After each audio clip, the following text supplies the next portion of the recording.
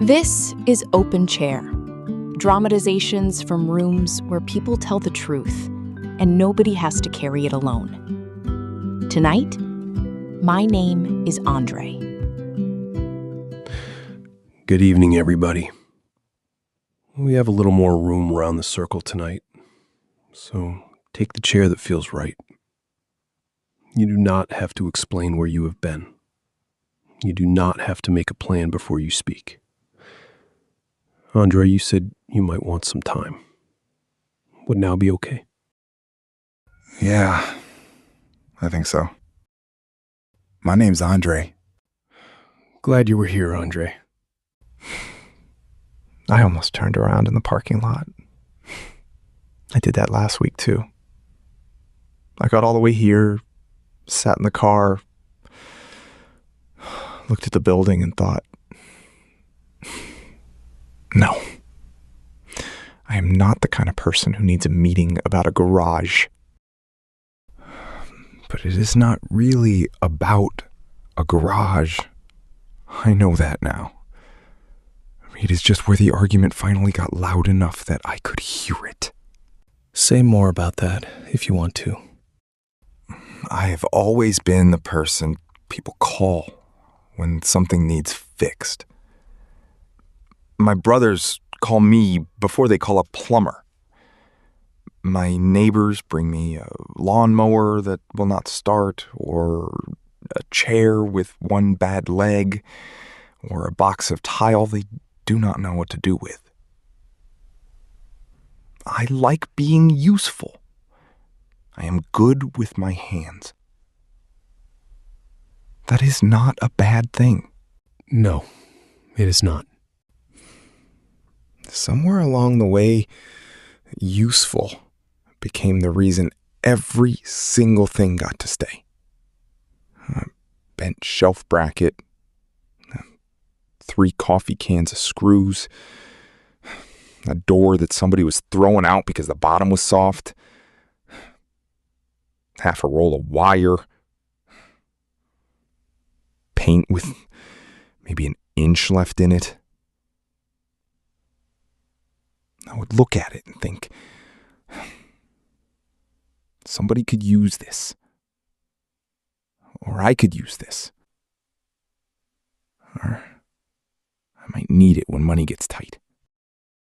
And if I'm being honest, I did not even have to believe it all the way. I just had to believe it enough to carry it inside. That sounds tiring. It is. The garage started as my place to work. Then it became the place where I put things I did not have time to decide about. Then it became the place where my wife would stand at the door and say, "Andre, can we please make a path?" And I would hear, "Andre, you are failing." She was asking about a path, that was all. But I could not hear the actual words anymore.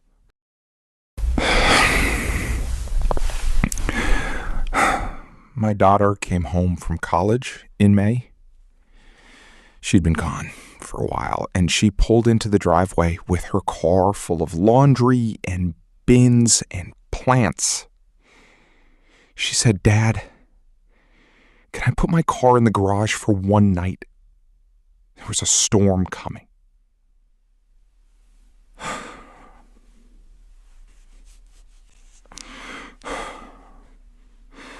I told her no before she even finished the sentence. What happened after that? She said okay.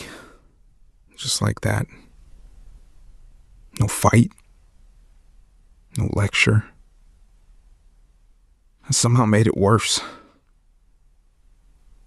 She parked out front. And later that night the storm came. One of those hard summer storms. Tree branches everywhere, rain coming sideways. I laid awake thinking about how I had a whole 2-car garage. And my daughter had to park in the street because I had spent years saving things for a future I could not even describe. And the next morning, I went out there with a trash bag. I was mad. I was mad at the boxes. I was mad at myself. I was mad at everybody who had ever dropped something off and said, "You can probably use this." I filled one bag, then opened it again and took half of it back out. That is when I understood. I was not dealing with junk. I was dealing with fear, dressed up as preparedness. That is a clear thing to notice. It did not make it easier. It just gave me a more honest name for it. I grew up in a house where things broke and stayed broken. My dad could fix almost anything, but there was never enough money to replace what we needed. I remember him standing in the kitchen, turning a part over in his hand, trying to make it work one more time. I think I learned that throwing something away was careless. Like it meant you did not understand what it cost to go without. So when my wife says, "We do not need 6 broken fans," part of me hears, "You do not know how fast life can change." It makes sense that the things are carrying more than their weight. Yeah. And I do not want to make my dad the reason for everything. He worked hard. He gave us what he could. But I keep trying to protect that younger version of me from not having enough, and I am doing it by making the present smaller for the people I love.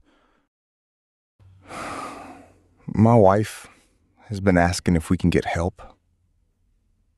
I used to hear that as, "Let strangers come in and judge you." Now I hear that she is tired of navigating around my decisions.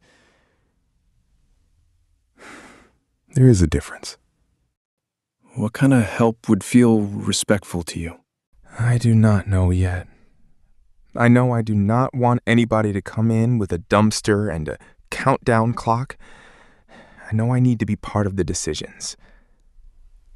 I think I could handle somebody sitting with me while I sort one shelf. Maybe somebody helping me make a place for the things I really do use. My daughter said she would help me on Sundays for an hour, but only if I let her leave when the hour is over. She said she does not want it to turn into another fight. I told her that was fair. That sounds like a boundary and an invitation at the same time. It does.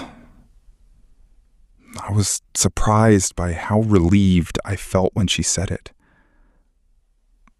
An hour is not a rescue. It is not a punishment. It is just an hour. Yeah. Last Sunday, we cleared the workbench. Not the garage, the workbench. We found a hammer I have been looking for since Christmas. We found a receipt from 2018. We found 3 things that belonged to my neighbor, and I texted him. He wrote back, "I thought those were gone forever."